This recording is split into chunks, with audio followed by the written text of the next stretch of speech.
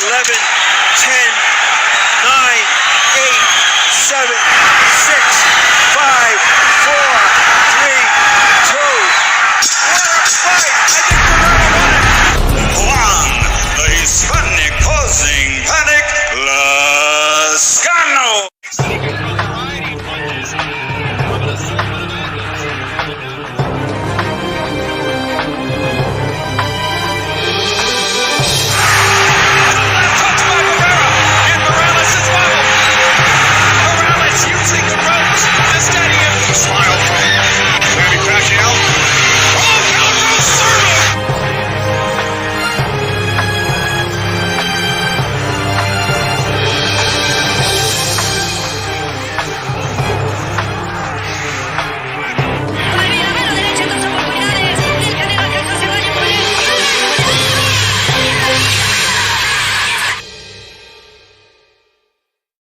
Thanks to those joining me live and those that will be joining me on the archive. D-Style here. Some stuff to talk about on this Sunday morning. You know what I mean? So, man, a lot to talk about. So, first is first.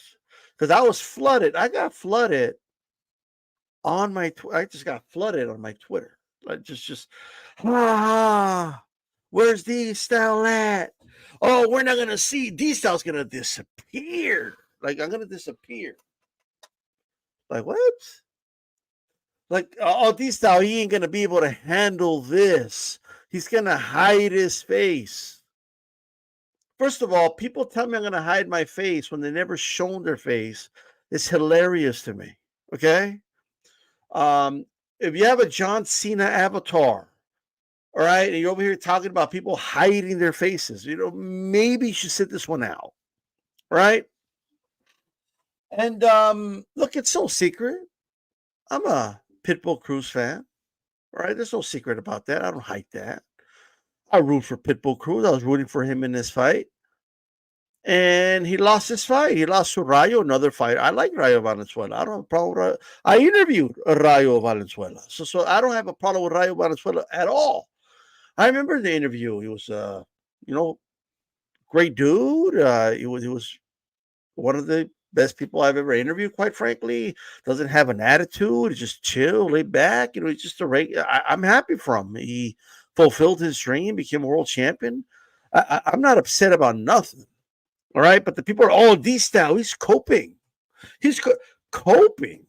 You know what's going on? There's a lot of projection going on right now, right?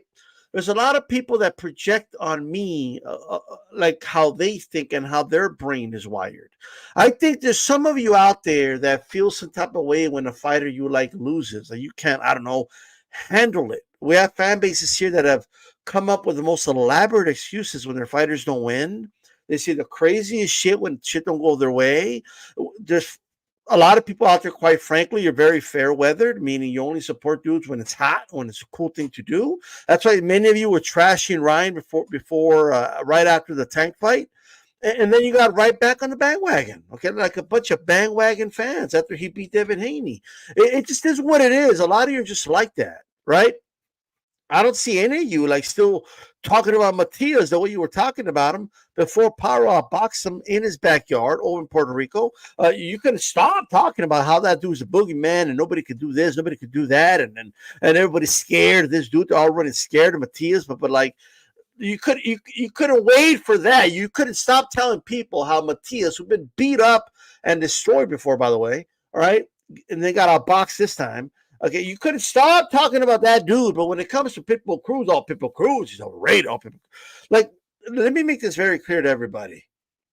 I am a fan of Pitbull Cruz. I like how he fights. I think his fights are exciting. I do think he has a fan base. I think he'll continue to give us great fights, and that's what I want from fighters, okay? I don't judge fighters based off of their O. A lot of you out here are a bunch of hypocrites, okay? All you do is complain about people obsessed with the O. Oh, people obsessed with the O.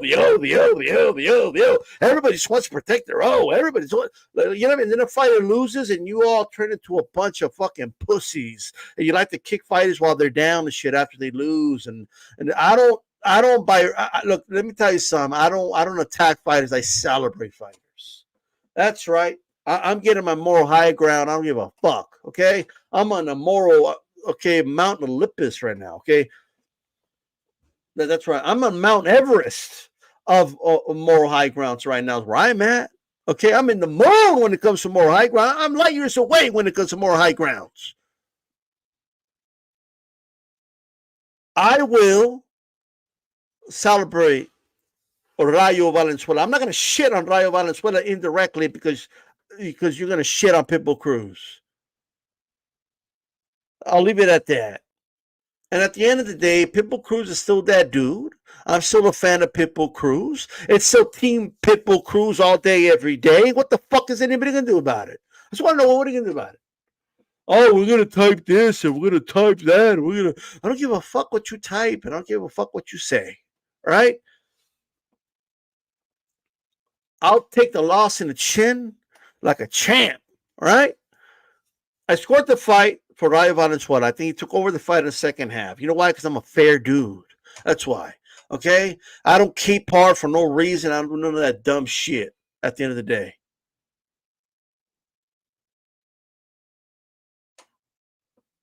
Rayo Valenzuela won that fight fair and square. I thought it was a brilliant game plan. I didn't think he would be able to stay that discipline for the full 12. And in moments he didn't, but in the end he did. I think Robert Garcia and all them did a great job with Rayo Valenzuela, and congratulations to him. Okay? As far as, I never said Pitbull Cruz was the second coming of Chavez, okay? Senior. Okay, I never said Pitbull Cruz was like at an equal level. He's like always the equivalent of Canelo, and I never said any of that shit. Right. So at the end of the day, I'm just a fan of the dude. I think he's fun to watch. I like his story, and I'll continue to be a fan of Pitbull Cruz. And all people talking about how's these not going to cope with this? He can hide his face. Yeah, but what are you guys, a bunch of pussies? Is that what a lot of you do? You go hide your face after your fighter loses, or what? Is that what you do? Is that what you go do? You tell me. Is that what you do? When one of your favorite fighters loses, you go cope with it, you go hide. Bunch of pussies. Anyway, there's the crow. You wanted the crow? All right, I gave you a feast for crow. There you go. Go have it. I don't give a shit. All right, with that said, really quick about the other fights.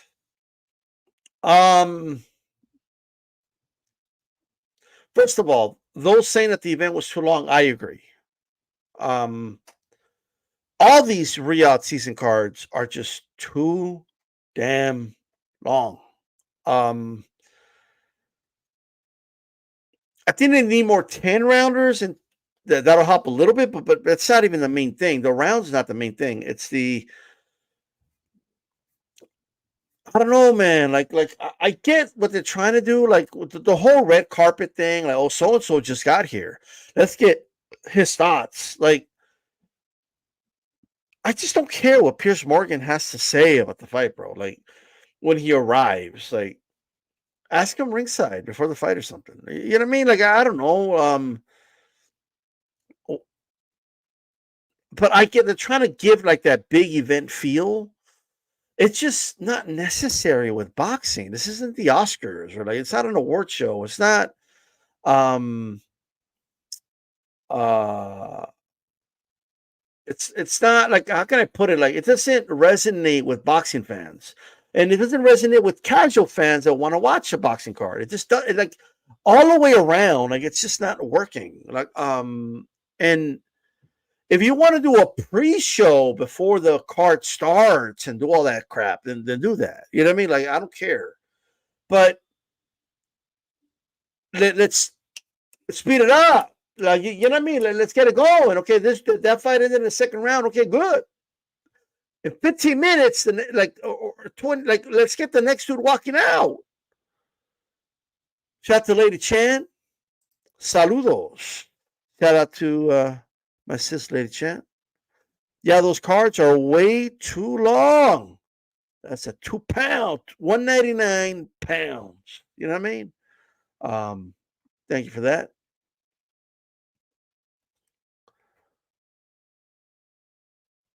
So that's my complaint number one. And anybody complain about that is correct. I'm with you 100%. Right? Plus, you would think the longer the event takes place, the longer it takes to keep the lights on, the longer the pay-per-view event is, the more it's costing them, right? The production is costing them more. I'm actually saving them money. Just cut back on the time. Any Cruz fight, whatever, right? David Morel, okay. I just didn't understand these fights. David Morel did win, in my opinion, not that wide, but he did win, and he didn't look so good, but whatever. But one thing that's standing out to me is like I'm looking out at the crowd and like nobody's there, bro. And to compare, like WWE SummerSlam, and I get it's a different product, which is part of my point. WWE SummerSlam has a full capacity stadium. They're full capacity. Like from the opening thing, right? We're in the second bout of the pay-per-view, and like not even 1/4 of the arena is filled up, bro. So I think there's a lot of factors for that. Some friends in Los Angeles told me, dude, it was fucking hot, right? So yeah, there's gonna be a certain amount of people that are not gonna want to be in the sun for 4 or 5 hours. Like they're just not gonna do it. They'll cut that in half, or they'll arrive when the sun starts to come down. So that's number one. Second, it's just a problem with boxing in general, where people just don't show up. In the U.S. anyway. In the United States, it's a problem with boxing where fans don't show up to the pre-main or even at the main event. When like anytime I go to a boxing card, it's amazing how much it fills up right before the main event starts, and it's like, bro, you just missed a whole fucking boxing card. So like that's another thing. And when you combine how long the event is and how long you're in the sun, yeah, bro, like people are gonna be like, I don't want to be in 95-degree weather, and like a boxing fight happens and nothing happens for another 45 minutes anyway. Like come on, you get what I mean? The giving the car away thing, I just okay, cool, but I just don't care for it. Like it's just not. It doesn't do anything for me. It's just a waste of time. Um, I did it. I didn't mind the Eminem concert. That's me, right? But I get people were already like man, this event's been too long, so I get it. I would have just done 2 songs. I don't know about 4 or 5, but just 2 would be good. Um, and I just think everything just took too long. While the fighters are warming up in the back, do the national anthems. Like, it's just like there's so many. Like, just get that out of the way while the fighters are like warming up in the back, bro. Like, you should have already done that. Play the national anthems in the background while like Sean Porter's talking this dumb shit. And there's so much air filler, bro. So much air filler. And then we got the Nevada State Athletic Commission. What are they doing? What the fuck are we doing? You're putting Turk Al-Sheikh in your Hall of Fame? What? Guys, this event was in California. Why is the Nevada State Athletic Commission there? Like, what are we doing? Turk Al-Sheikh hasn't even done the event in Las Vegas or anywhere in Nevada. How is he in the Hall of Fame?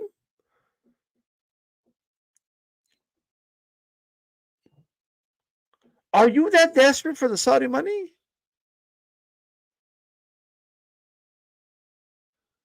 You're that desperate for it. Like, because that to me, that's like, come on, come to events over here with us.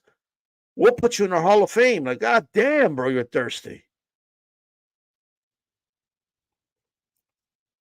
The WBC is giving them about what are we doing? And then why do we have to do it at the event? Filler. Like, can we just get the next fight? Let's come on, let's go. Can we just get to the Cruz fight? Like, what are we doing?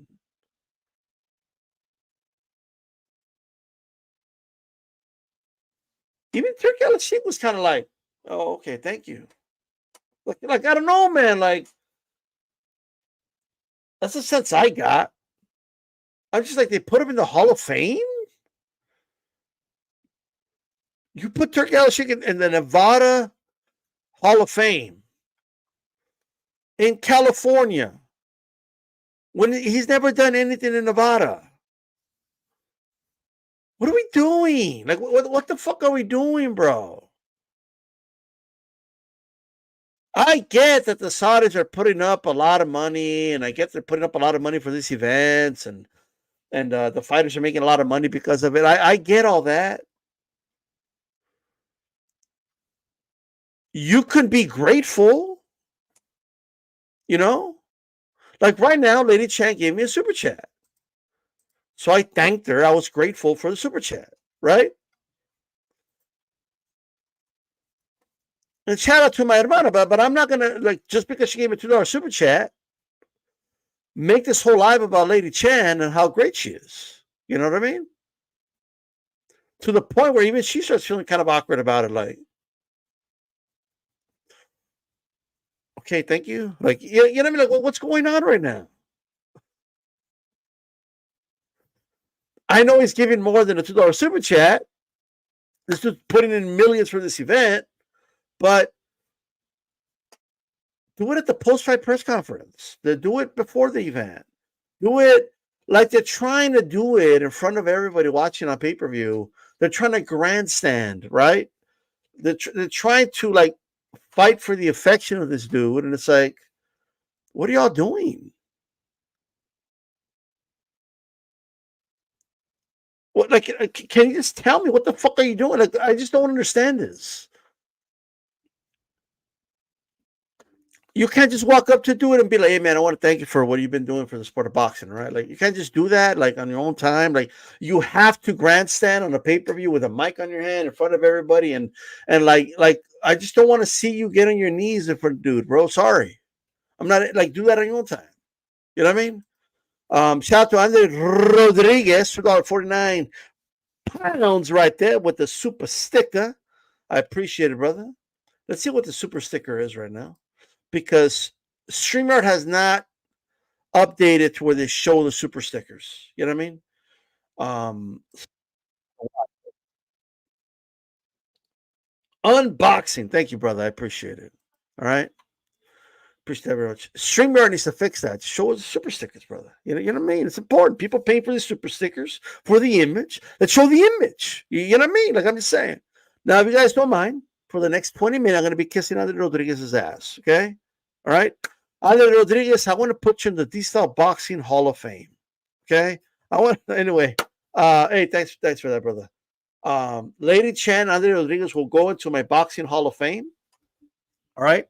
They're gonna have like a special, like, for members only, like I'm gonna make a statue for them and everything. You know what I mean?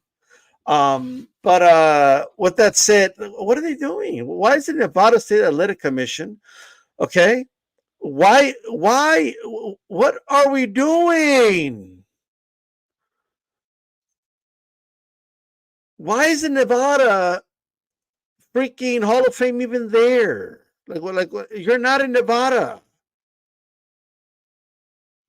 Go to your own state. What are we doing? Talk about, hey, I'm really kissing your ass. Can you come do shit in Nevada now? I mean, holy shit, bro. Tell me you're not up for the highest bidder without telling me. And then, was the WBC belt even on the line? Like, why is the WBC even out here, like, giving special commemorative belts to anybody? Like, go sit down, Mauricio. What are we doing? Like, this is annoying, bro. Well, go do it at one of your conventions, bro. Like, what are we doing? Anyway, filler, and then Sean Porter. Hey, Sean. First of all,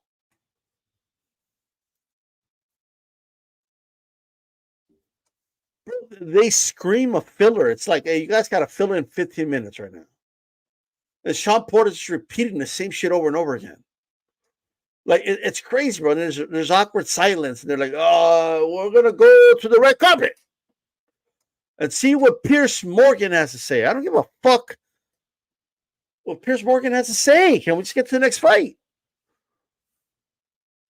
First of all, dude, he's there late. Piers Morgan gets there when like most of the cards over already, and you're going to give him special treatment. Like, what are we doing? All right. So then, let's talk about. Obviously, I talked about the other fights, but some of them here. Andy Ruiz looked like dog shit, bro. I mean, that he looked horrible, bro. I mean, I don't even know what to say. I get he's been off for 2 years and all that, but I mean, he was making Miller look like a monster in there. Like, you know what I mean? He made Jared Miller look like a beast. All right.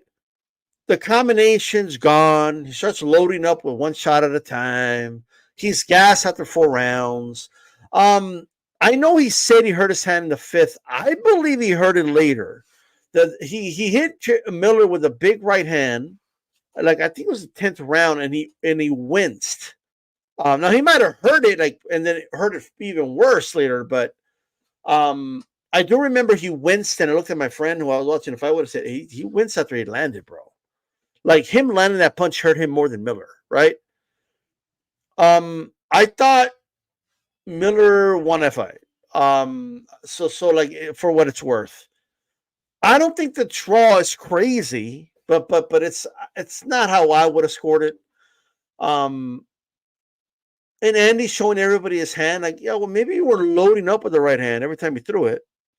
I don't know, but hey, bro, I think Miller put it perfect. It's boxing. Like, that shit happens, bro. Like, what do you want Miller to do? But, okay, it is a tie because you hurt your hand. Like, what does that even mean, bro? It's like that's like Tank energy. Like, the man was hurt. By the way, Tank's hand wasn't hurt that bad. By the way, it's all cap from Tank. Okay. Oh, and by the way, Ryan Garcia was talking shit about Pitbull Cruz. You know, at least Pitbull Cruz didn't take a fucking knee. All right. At least Pitbull Cruz didn't bend the knee to Tank Davis like you did. All right. How about that one? But anyway, Anderson. Mr. Anderson. Mr. Anderson looked, like, man. You guys are going to, I don't know if you guys are going to believe me or not, but I knew the fight was over in the middle of round 1. I knew it was over. Like, I was like, oh, fuck. And I'll tell you what I said, I'll fuck to. Anderson was like, oh, gee, to the body. But Cody's like, it was like, bro, the punches are bouncing off of his belly like nothing. Like he acted the way I would act like if a 3-year-old punched me. Like, you know what I mean? That's how he acted, bro. He looked like a child hitting like a grown man. And he was landing upstairs, and Bacoli just ate the shots like nothing. And I was like, this was me. I was like, oh, fuck, I was wrong about this one. Like, I knew it that early. I knew it. And then Bacoli, boom, like, bro, he lands an uppercut. Dude goes down. I'm like, holy shit. Dude, I don't even think Bacoli threw that with everything. I don't think Bacoli was even trying to knock him down and hurt him right there. I just think he wanted him to know, like, what's up? And then the rest of the fight, I just, Bacoli literally walked through this dude. And even the jabs of Bacoli, where I bouncing his head back, it was a destruction, bro. The whole fight. And my parlay had Anderson in it, and I knew it was over. He's done. This is at a much smaller scale, but like Frazier versus Foreman. Like, Frazier couldn't hurt Foreman. Like that's it. It's over. The only alternative was to box on the move, and I'll point him, but he couldn't get away from Boli. Like he couldn't stop Boli. He couldn't stop the assault, and then it just started getting worse and worse and worse. And I thought any moment he's going to collapse, and he got caught again, and I thought they should have stopped it that first knockdown. Got knocked down again. I think that still let it keep going. It just didn't make sense. I'm like, why are you letting this fight keep going, bro? Is that ref blind or what? Like, what? Are you blind, dude?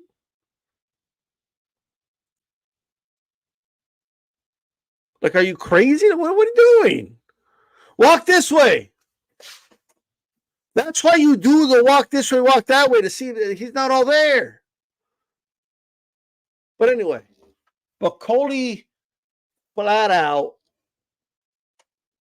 mowed this dude down. Like, there's no other way to put it. He like destroyed him, bro. He just. Have you ever seen a monster truck shows where they just like slant, like they just like drive right over the fucking vehicles and shit? Boli was a monster truck, and he just ran over him, you know. And Boli looked like he was ready. He's ready to fight next week.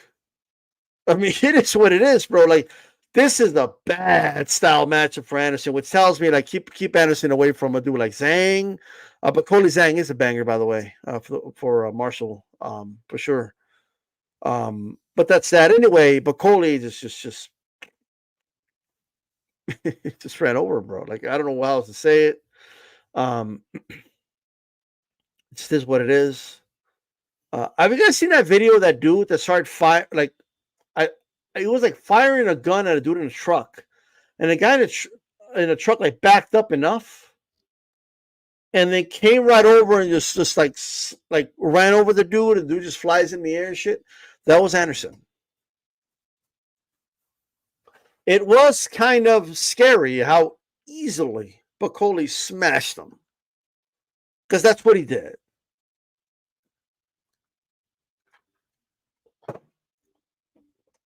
It was a destruction.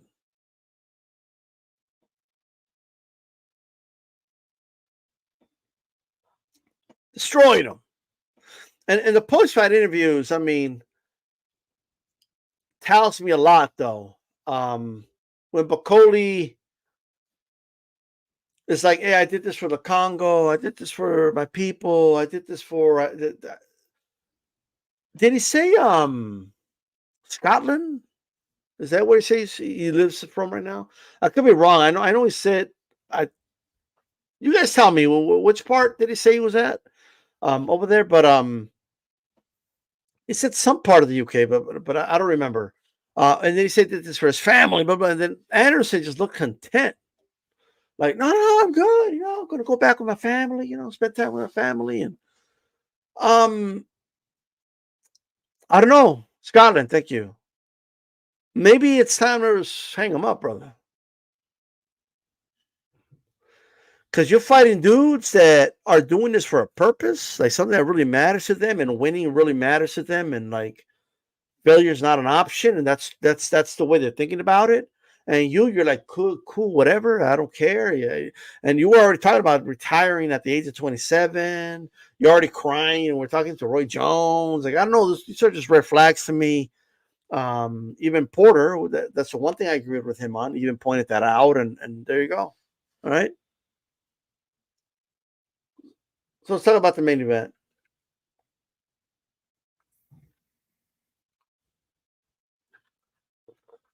Guys, can I put this?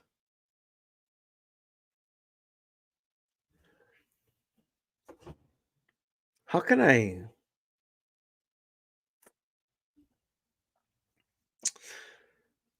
Sean Porter was horrible, bro.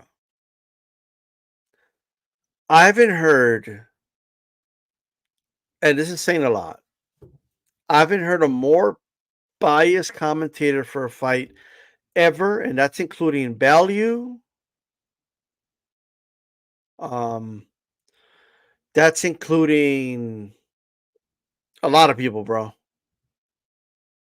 Like, I know Tony Bellew is really, like, Tony Bellew is actually not that bad, if someone he's not friends with or doesn't like isn't fighting. Like, if Belly has no stake in the race, like, he's a great commentator. Put somebody he likes, terrible, right? But you could include him in this. Porter was that bad.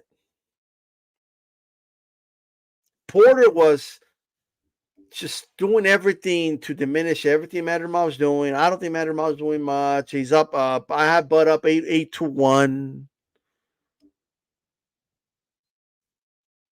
We're going into the 12th, and Diaz is telling Madrimov, hey, he's gonna go out. He's gonna try to knock you out. The commentary team says, yeah, I believe Buds might try to get the knockout because he might not be sure if he's winning this one. And Porter jumps in. No. He knows he's winning. It's just in Bud's nature to try to entertain the fans in the last round and get the knockout or whatever the fuck he said. Are you fucking shitting me, bro?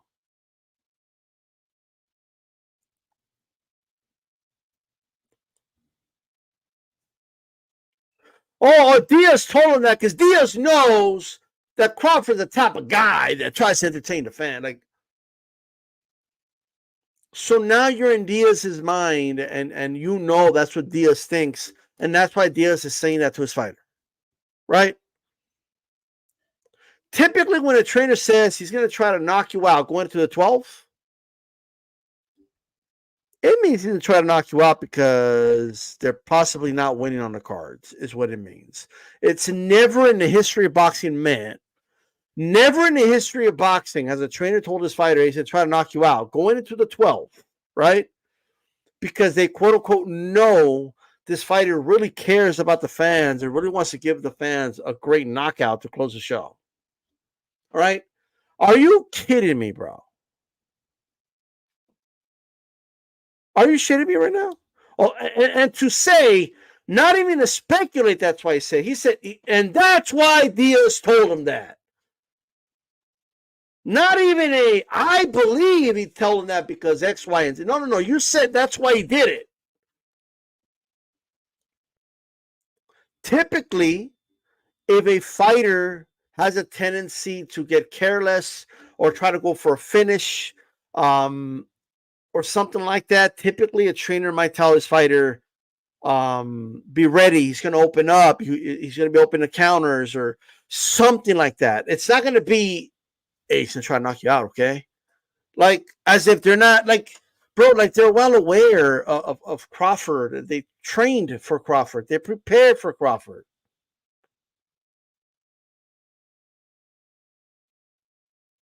All right? I don't understand what's going on here, guys. I don't get it. And even if you think that, then at least say, I believe. No, Mora, I actually think he's saying that because, you know, Crawford, he goes out there and he tries to put on a show. Like, don't say, no, Diaz told him that because, as if it's a fact, bro. All right? Because I'll tell you what Porter was doing, bro. He was gaslighting that whole fight. The whole fucking fight, you're gaslighting people. They're trying to convince people that they're not seeing shit they're not seeing. And here's the thing.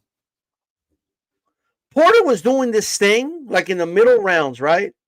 I forget the round. I think it was round 7 or 8. He was doing this thing where he was like, oh, he already got Madrimov figured out. He figured him out. Right? And he's trying to explain why. Because even Mora, right, is like, what do you mean? Like, I don't see that. Like, yeah, look, he's taking 2 steps and then he's landing because he already knows the rhythm. Look, 2 steps, then land. 2 steps, and then, like, literally, that's not happening. Like, that's literally not happening while you're watching the fight. And he's going 2 steps, and then Mora's like, oh, Madrimov with a great right hand. Like, and then like, oh, another right hand by Madrimov. Like, what are we doing? What are we doing? He's 2 steps and land. Like, what are you talking about? He literally wasn't taking 2 steps and landing. We could see it. Imagine this was a day of the radio and Trump Porter's the commentator, and you're listening to this shit on the radio, and you're like, oh shit, Bud is landing. He's taking 2 steps and landing every time. 1, 2, bam. He's 2-stepping him. 1, 2, bam. 1, 2, bam. 1, 2, bam. Holy shit, he's beating you would think he's beating the fuck out of Madrimov. Just think about it. If you're taking 2 steps and landing,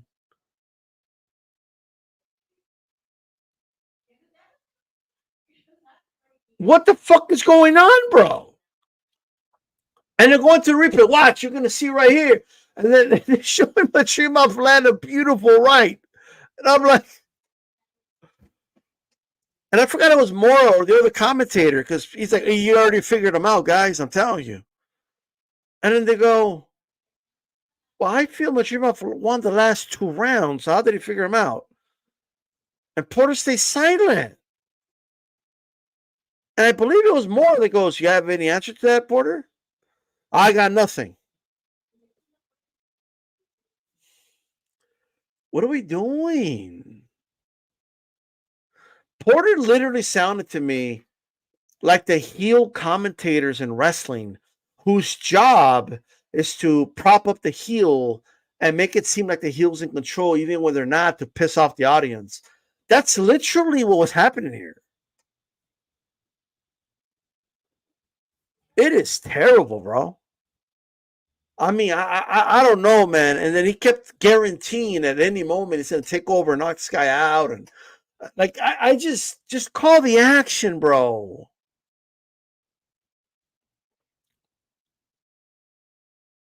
Just call it's not that hard. Just call the action. So anyway, Madrimov, by the way, I got 50 live on YouTube, 36 on X. Hit the like. If you're on X, you come on YouTube. All right. And hit the like button on my YouTube channel, please. All right. But look.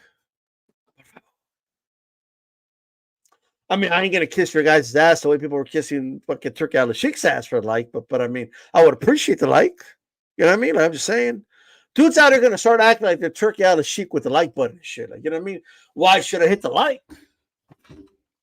I mean, Turkey Al-Sheikh's over here getting put in the Hall of Fame. What are you gonna do for me for a like? Like, yeah, I don't know, man. People are just, it's whatever. We're working hard for a like button nowadays, bro.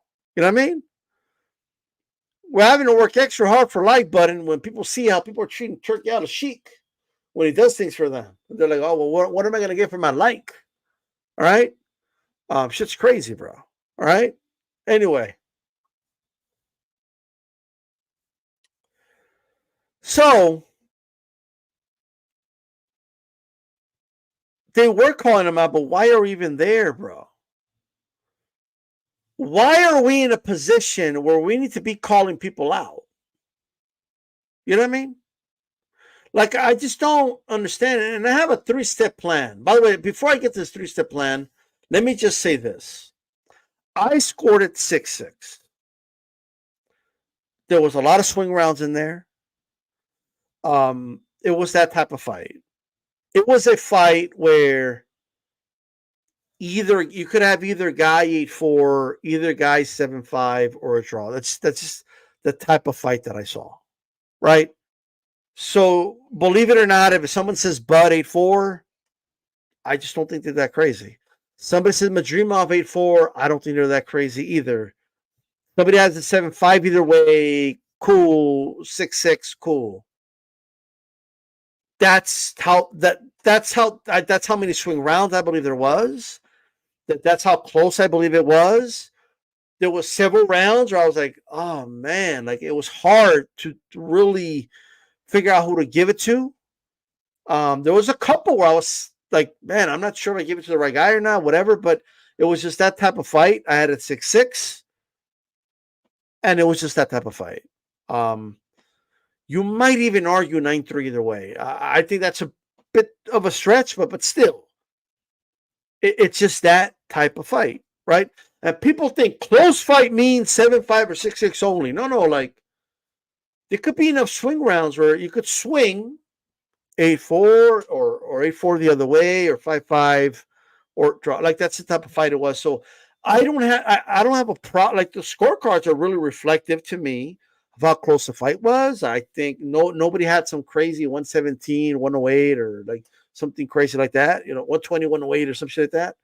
117, 111. Like there was nothing like that, right? So I'm okay with it. I know Eddie had an issue with the 8-4 and Eddie does this, and other people do this, but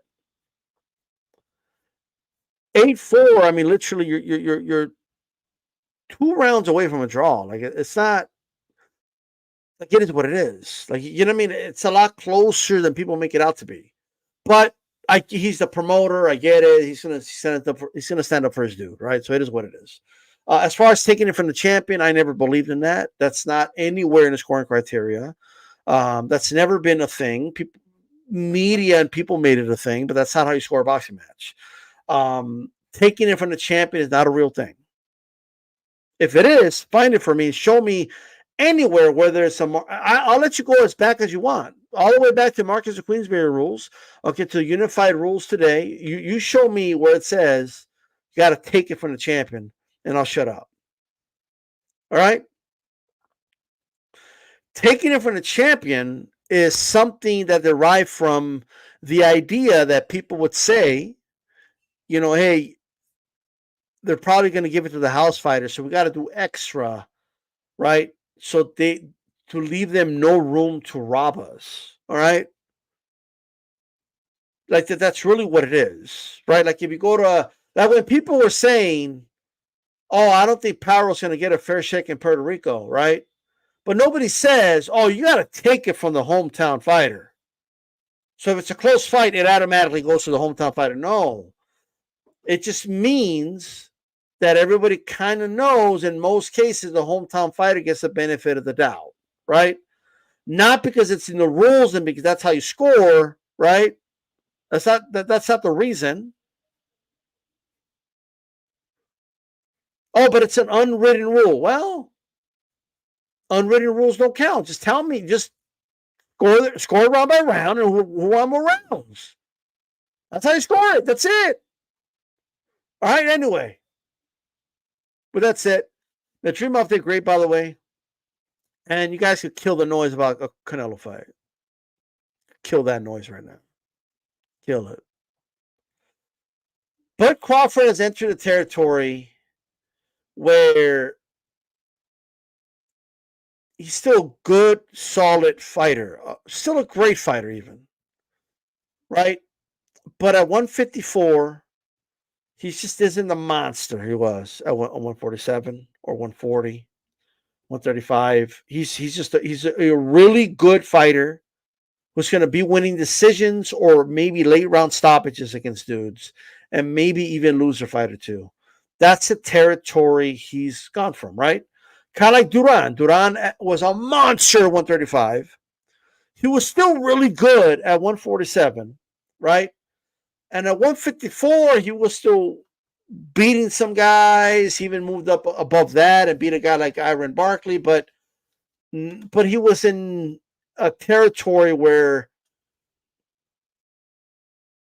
he's got respectable power, but he no longer has that knockout power, right? Like that one hitter quitter power, or like that ability to just end the fight at a snap of a dime or a snap of a finger, that is, or whatever. So anyway, Crawford is not the same fighter at 154. And there's nothing wrong with that. That's normal because he's moving up another weight class, right? But I just think he's going to be in far more competitive fights. Let's put it that way. He's going to be in more competitive fights, all right, moving forward because of the weight he's in, right?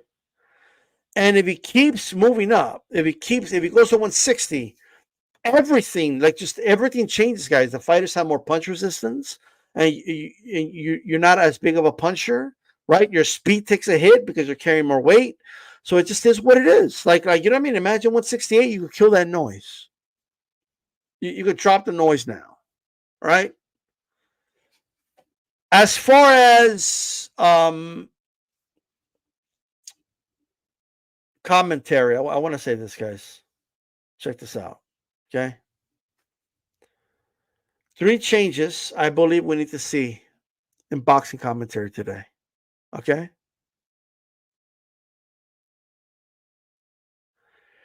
These are 3 rules I would love to see implemented.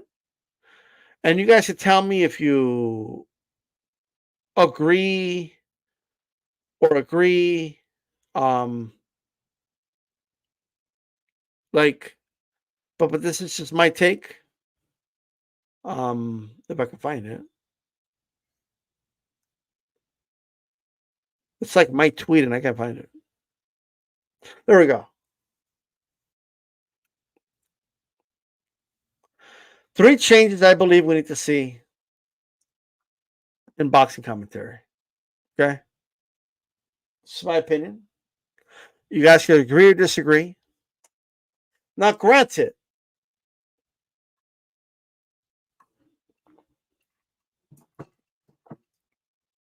I know some of people like this, but some of these maybe, but we'll see. No fortune telling. And one of the reasons is I never had an issue with this in the past, but it's become so bad that it needs to be addressed. Right? No fortune telling. I don't care if you know the fighter is setting him up or will take over the fight in the next few rounds. I don't care if you see the knockout coming soon, especially if there's no signs of it yet, right? And what I mean by this is the following. One of the first times I saw this, like, it wasn't the first time, but like I'd seen it before, but like that, I think you guys will recall was Lomachenko versus Teofimo, where Andre Ward was like talking about how Lomachenko's downloading data. Well, Lomachenko's just downloading data right now, right? Well, what was happening was that he was getting outboxed by Teofimo. Is what was happening, right? But he chose to frame it. That's what we need to limit the ability for a commentator to frame things a certain way, right? Because to me, it's a biased way of doing it, right? Or at least you open the door for a bias to come in. So, for a bias to come in. So, look, he's downloading data. And then, like, there was never a point in the fight where, like, Lomachenko, like, took over and started beating the shit out of Teofimo and, like clearly won the second half of the fight or something like that.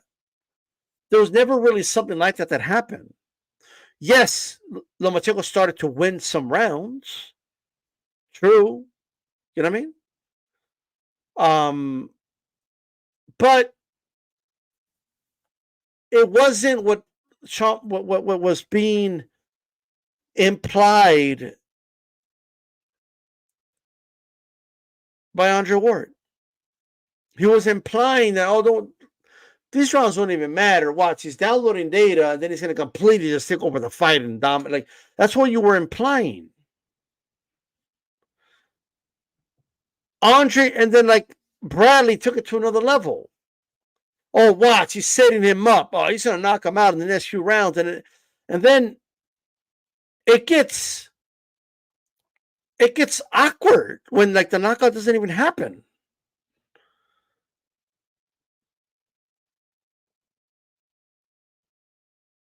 Like, what are you, why are you calling for, watch, he's going to set him up. You just watch. Like, he was doing this in the Conceição Navarrete fight. Oh, yeah, Navarrete, like, let me tell you something, man. Right now, just give it a couple of rounds. He's setting him up for a big knockout. Like, and then it never happens. The fight goes the distance, and it's just like, what are we doing? Because all you're doing, you put a framework that diminishes the success that a fighter is having. I'm watching a Sonny Edward fight last year. Sonny's against the ropes, and his opponent's landing punches. Oh, Sonny wasn't put against the ropes. So Sonny's deciding to be on the ropes because Sonny is just trying to set him up for something like it's. What are we doing? What?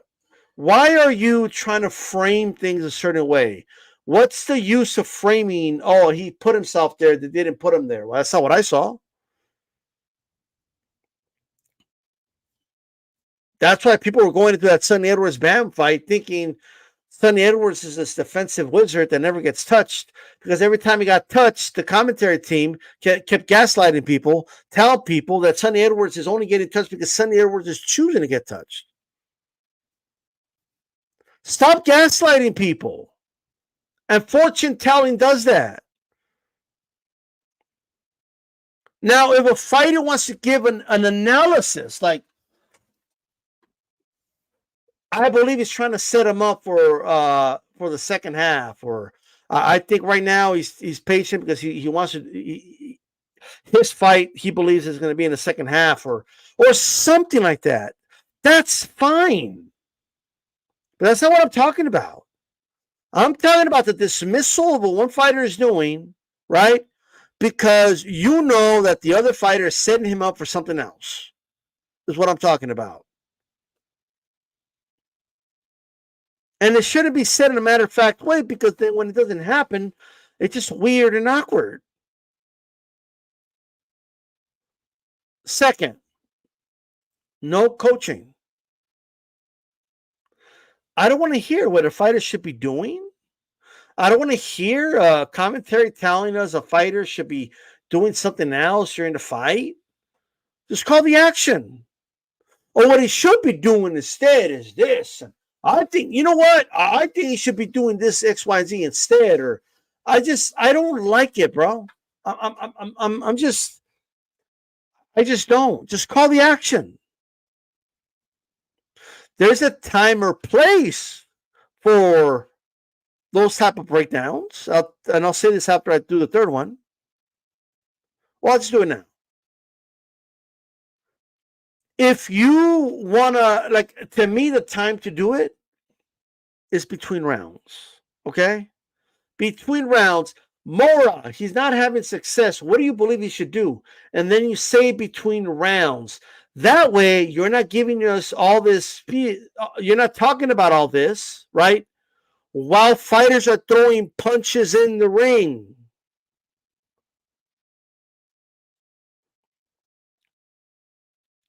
Like, call the action. That's just my opinion. I think the time for all what he should have done was this is after the fight anyway.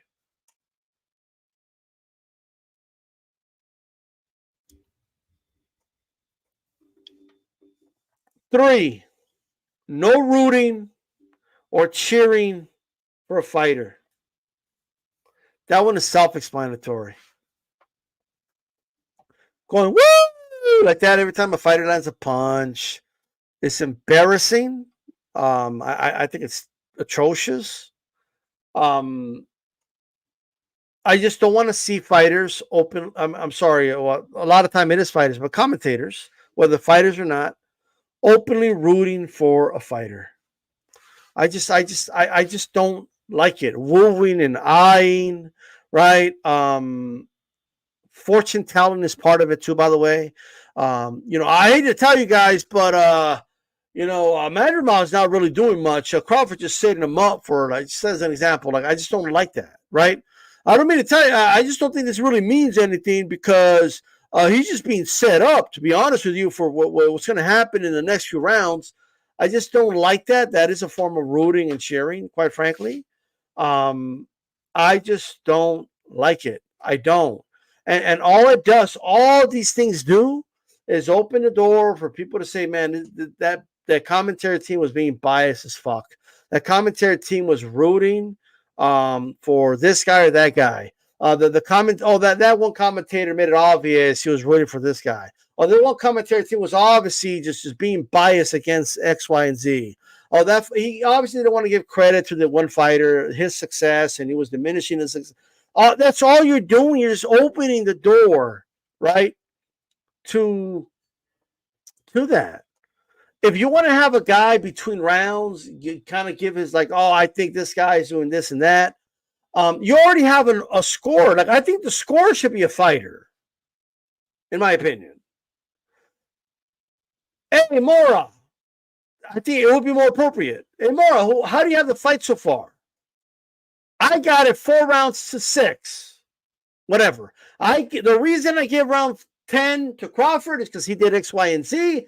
I don't think this guy's doing X, Y, and Z. And there, you give us your unofficial scorecard. You break down how the fight's going, and a fighter gets to give his extra commentary on what he believes the fighter should be doing, and it's appropriate in the confines of the scoring. You shouldn't be doing it in the middle of a fight, because too many times there was time, and I like Pitbull, but there was times where a Rayo will land like an uppercut, right? And these guys are too busy talking about other shit. How about, oh, that was a great uppercut, right? And tell us about the fight and what's happening. Hey, he looks tired. Now, not if they're going to be tired somewhere down the line. Does he look tired right now? Right? Now, why does that matter? There's so much that you could commentate on. It is just amazing to me, bro. It is amazing to me. And you could have color commentary and you could tell a story during the fight, but tell the story while it's happening. And we're in chapter, like 12 rounds are chapters, okay? And we're in chapter 4, right? You're telling me how chapter 4 doesn't matter because you're so eager to foreshadow what's going to happen from rounds 8 and on, right? Oh, yeah. Let me tell you something. Chapter 2 doesn't even matter. He's setting them up anyway. You're going to see chapters, 6 or 12. I mean, he's going to knock them out anyway.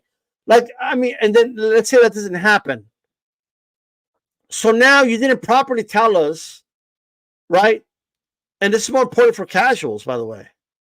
You didn't tell people what happened in chapter 4 because you were too busy dismissing chapter 4. And telling us about something that didn't even happen in the future. And I'll tell you the biggest problem with the fortune telling, okay? I'll tell you what it is. There's nothing wrong with it, really. It's just unethical, in my opinion, in commentary. But we do it, right? We come on here, we're like, oh, man. Brian right now said, I told you Ryan was going to win. So weeks ago, Brian was saying Ryan's going to win this fight, right? However, if Brian was hired to be in the commentary team, ding, ding, round 1.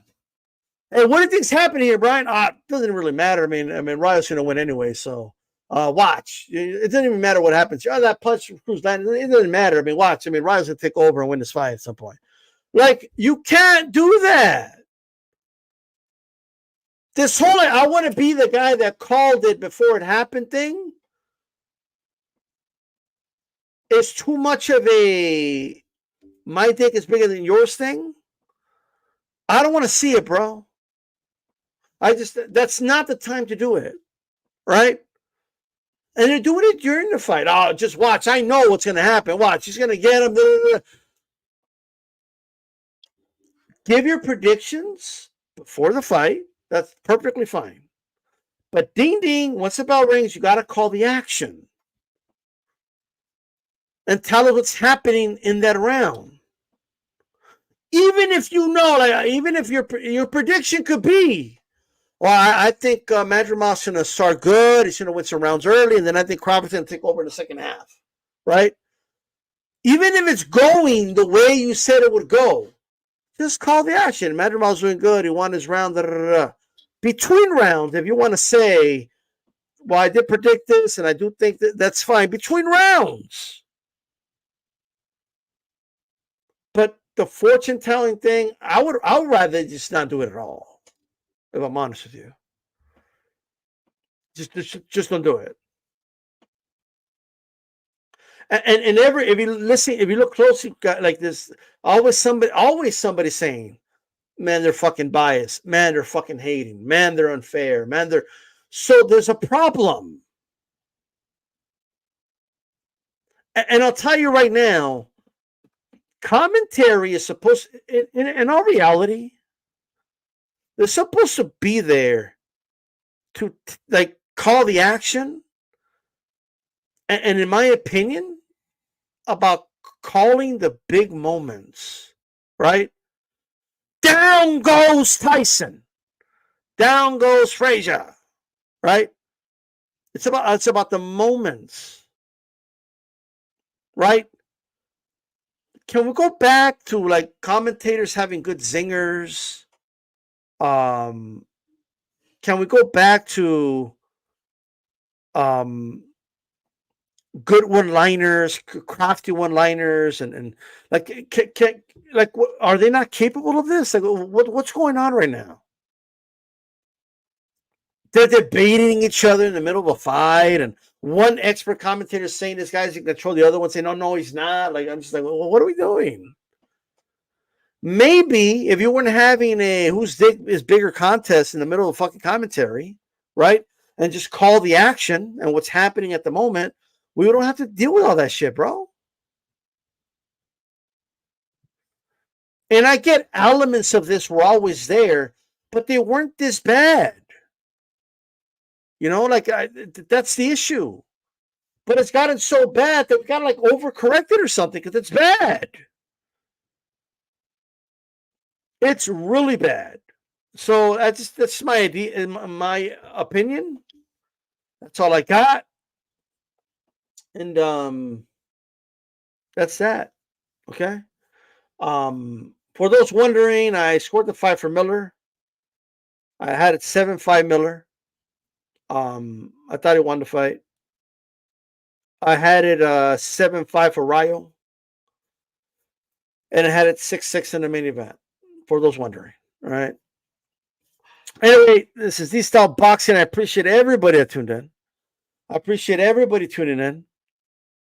I got to get my day started. I work today, so this is D-Style Boxing. Keep it boxing. I'm out. Peace.